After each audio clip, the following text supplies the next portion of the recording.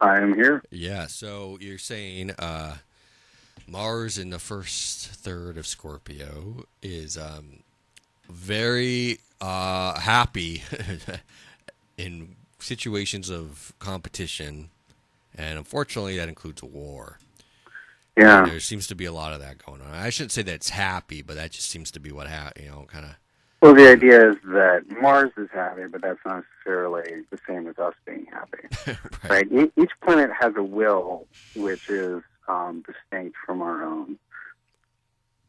And it's getting squared by Jupiter in the first decan of Leo. So Yeah. how would that? How's that? What does that do to that Mars and Scorpio? Well, so technically Mars is the one squaring Jupiter, right? Because Mars moves faster, so he forms the square and then completes the square to Jupiter. Whereas Jupiter is relatively stationary because he moves about 6 times slower than Mars. And so, one way to analyze that traditionally is that Mars attacks Jupiter's significations, right? So if Jupiter is trying to make things better by bringing attention to things, right? Jupiter is generally trying to improve things or to teach. His name in Vedic astrology is just Guru, which is teacher. And in Leo, Jupiter's trying to teach by shining light on things. The image I actually have for the first decan of Leo is just a spotlight, right? It's actually a spotlight and a mask, right? Because there's, everybody in anyone in a theatrical situation is made up to look a certain way, even if they're playing themselves, right? There's always an element of a mask, and then there's the spotlight, right? And so we could say, okay, so Jupiter is trying to shine light on the situation, on the characters and the players and the drama and all that. And then Mars, Mars adds to that, two two sides which are want something badly enough to use a lance for it, right? Or afraid that something's going to be taken from them that that they're willing to kill for it, right? And so you have Jupiter shining the spotlight on the players, and the players happen to be locked in a terrible conflict at this point. So that's the quick thing. Well, what I'm interested in, or if we look forward a little bit, I think it's really relevant to the situation, is the position of Saturn right now. So Saturn is in the second decan of Scorpio right now. And Mars is on his way. It's not next week, it's actually towards the end of August. But Mars is on his way to a conjunction with Saturn in Scorpio, which is a Mars-ruled sign. And Mars-Saturn conjunctions always generate a certain degree of nastiness. It's not that they can't be, it's not that they're good for no one, but generally speaking, they're not favorable for the human. Um, and so I've been kind of eyeballing that since last year when I was writing my 2014 almanac, and I was like, that's going to be kind of nasty. We've got Mars and Saturn in the same sign through all August, and then conjoined, about August 25th.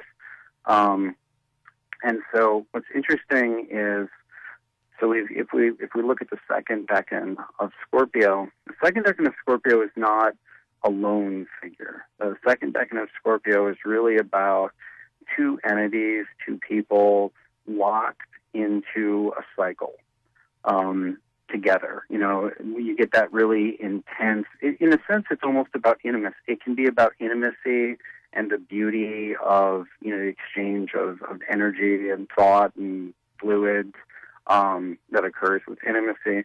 And it's basically about whether those two who are locked together are building each other up or tearing each other apart.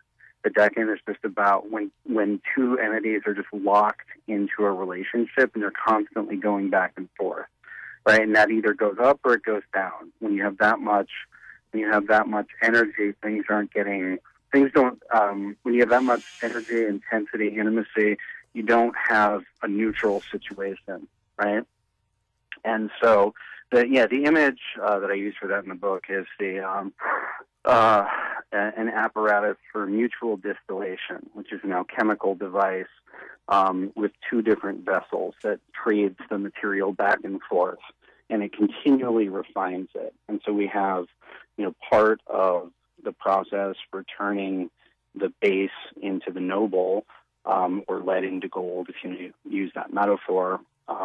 Or we could also be refining a poison to become more and more deadly with each exchange, right?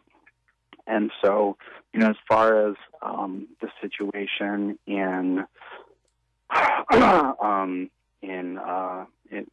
situation right now in the Middle East, that really seems like that's exactly what we're looking at. We're looking at like two entities that are just inextricably locked together at this point. It's not just the solution, if there is one. It's not just a matter of saying like, okay, stop fighting, right? The relationship is already there, and so I'm very interested to see, what will it look like when Mars joins Saturn in that decan? Because that seems to be, it seems that Saturn is the one describing this, describing the situation as it has been. Whereas Mars is lighting it up, and that's bringing our attention to it and getting people thinking about it, and saying lots of things about it. But that, the key moment is really going to be right around that Mars-Saturn conjunction, where it can speak, that Mars-Saturn conjunction in the second decan, where it can really speak to that cycle of exchange, not just, this latest flurry of activity. Yeah. Well, it's definitely, what's the saying? May you live in interesting times. Yeah. Yeah, unfortunately. But, what let's see, we got Mars, Saturn, and Scorpio. Yeah, that sounds like, it's one of those transits I'd have to sit down and think about how to articulate it, but right off the top of my head, I'm like, that sounds like a very intense transit. Yeah, absolutely. So it's about 18 Scorpio. Yeah. So if you have something 18 fixed, that's worth thinking about. Yeah, so 18 degrees of Leo, Aquarius, Taurus, or Scorpio, that would be likely to affect you disproportionately. Indeed. So now there's different versions of your book. I seen on the website. There's one that was already sold out, but there are a couple others. There's could you explain to folks what the different options are? Absolutely. So the publisher of this material, which is Three Hands Press, which is actually a Bay Area business, the small press, and they are what we might call a talismanic press. Meaning that there's a belief that the construction of the book itself matters, and that if you lay out material in a thoughtful way and make it from the right materials, it carries more of the energy of the material's intent. Right? The idea is to create a fitting home for the spirit of the book, and I love that. So I was really happy to work with them. And so the edition that's sold out, the special edition, and there were only 36 of those made. And each one of them is unique to a single decan, and is embossed with some of the imagery of each decan. They're bound in goat leather, et cetera, et cetera. They're pretty neat. And then we've got the deluxe hardback, which are these really beautiful hardbacks that have been gold stamped with some of the decanic imagery. There were originally 108 of those. I don't know how many there are left. I know there are some left. And then we did a standard edition hardback, just like a good, solid, rugged hardback that should, be able to survive on the library shelves for a couple hundred years. And then there's also a nice paperback for folks who don't care about the substance of the book, or just aren't in the market for anything pricier. But it's a I'm looking at it right now, and I'm really happy with it. It's a pretty beefy paperback. Yeah. It's not a it's not a pamphlet. Yeah, if not to, we were talking about this in the first hour when civilization collapses, most books are not made with material. They're not, it might seem like they'd last forever, but a lot of them are going to start falling apart within 20 or 30 years if they've been made in the last few decades. Yeah. The paper is really, really low quality, even as compared to, say, books from 30 or 40 years. 30 or 40 years ago. So, who knows, Austin? Maybe, 300 years from now, people will be referencing some of these. These will be like the great holy books. Oh, let's hope not. A great prophet, Austin Coppock, many, many, many moons ago, before the great collapse. And now we base our lives around what's in these astrological books. Well, it's fine if people want to schedule things about it. I just don't want to. I just hope it doesn't become a basis for a religion. I think astrology is an amazing tool that addresses things that we didn't even know that we could calculate, but it's not a religion. Right. So if people want to get a hold of the book or a hold of you, how do they go about doing that? Well, my website is just my name.com, which is austincoppock.com. It's AustinCoppock.com. And you can buy copies from me. You can also buy copies from the publisher, which is Three Hands Press, and that's just 3 THREE hands HANDS press PRESS.com. And Three Hands Press has a number of other pretty exciting titles.